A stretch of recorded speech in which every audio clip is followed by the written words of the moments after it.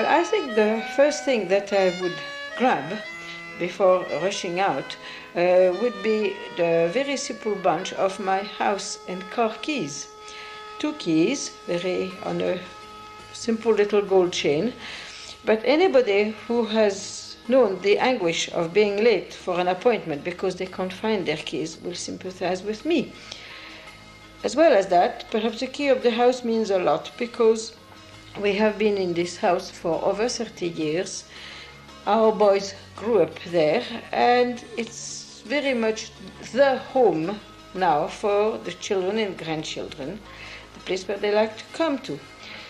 My car key as well has a certain symbol because many years ago I was nearly killed in a car crash, and being able to drive now and having this wonderful weatherproof cover in the Scottish climate, which I have never quite accepted, is one of the most important things for me. The car crash was just immediately 200 yards from the house, and it was a learner driver on his own in the car at 5 o'clock in the afternoon under the influence of drink, and he came head on to me, and I just could not avoid it, and my car was crushed against the wall. I had the instant feeling that I saw him suddenly come, and I told myself, and I can still hear it, I said, "Espèce de crétin, we are going to meet." And after that, nothing, and I woke up in hospital, which was a very unpleasant feeling, and I was left with an handicapped eye, and therefore I feel that my car is very precious to me now. I had limited hesitation. My husband pushed me into it a few months after the crash, and I started by going into very quiet streets, just back roads to shop, and left my car a little distance away, but where I knew that there was no problem in parking and moving. And gradually I just took my car back in hand entirely, and I can drive anywhere and at any time now. So I couldn't say enough that drink and drive is one thing that I would never ever do myself. When I've got these keys in my hands, it means really my life here, my home here, and because I have always been a mother at home with only some freelance occasional work, home is very much the center of my life, and this is what I have made for my own family as well. If my home went up in flames, I would certainly be very struck, but life has taught me that you get over the great difficulties, and I think if I have my keys with me, this is a talisman, and everything would be all right in the end.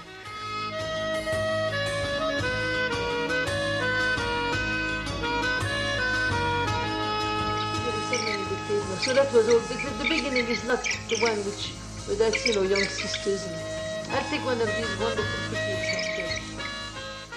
The next thing that I would grab is the video that we made 2 years ago out of all the family films that we took.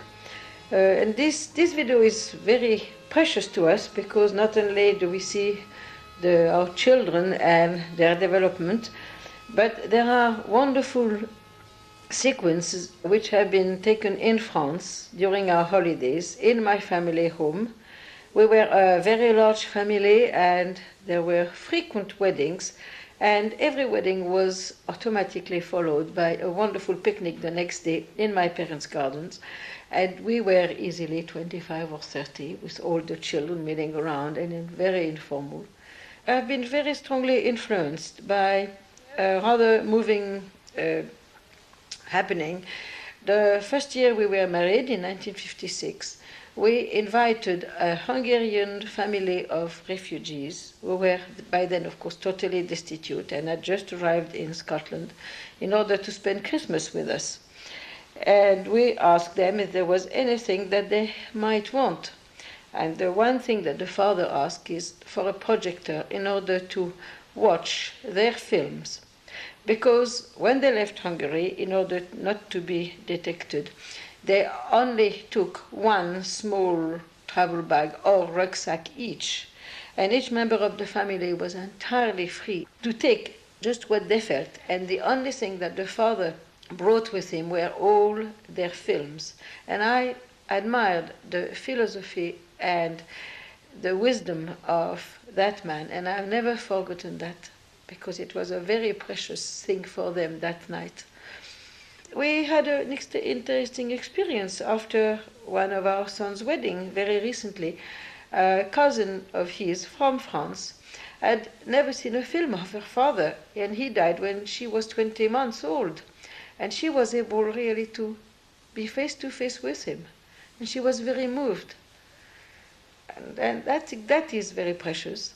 I never feel sad after having seen these films. I feel uplifted, because in fact the present links into the past on one side and the future on the other. I think the thing I most liked was possibly one particular picnic after a wedding, and we were all there in the garden, and all the members of the family come in close-ups, especially my brother-in-law, who died at the age of 49.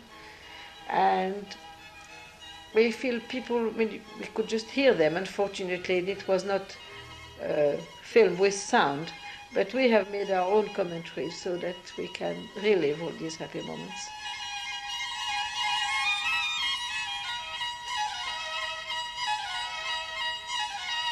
The last object which I would try to save from the flames is a very simple wooden fish which we got in Mexico. Due to my husband's interest in work, we went to quite a lot of international meetings abroad, and the trip in Mexico was our last main congress before retirement. This fish is in the shape of a carp, about 40 centimeters long. It is very beautiful because it's painted in primary colors, but with very interesting symbols of certainly the culture of South America. The tail of the fish being made in the shape of a crescent moon with an eye painted bang in the center. And on the fish itself, there is a sun with bright rays in gold on these primary colors, again with an eye which looks at you in a very odd way. Now, this fish caught my attention, but the price was 10,000 pesos. And I had by then become a real Scotswoman, and I was wondering whether I could afford such an expensive item, which was just for the pleasure of the eye. But however, after having done the calculation in my room, after looking at this fish, I realized that it was only 3 pounds worth. So I decided the best thing to do was to make a dash and grab it before anybody else did. The next day, on one of the local markets, we found any amount of these fish for sale, and we bought a series of little ones in the same style, which we paid 10 pence each. So now we have a shoal of fish really on our fireplace. When I look at this fish, I remember this wonderful country. The people there were so warm-hearted and very helpful. And it was full of sunshine, full of exotic interest, and it's one of my favorite objects in the house, though it hasn't got a very great value, but to me it has one.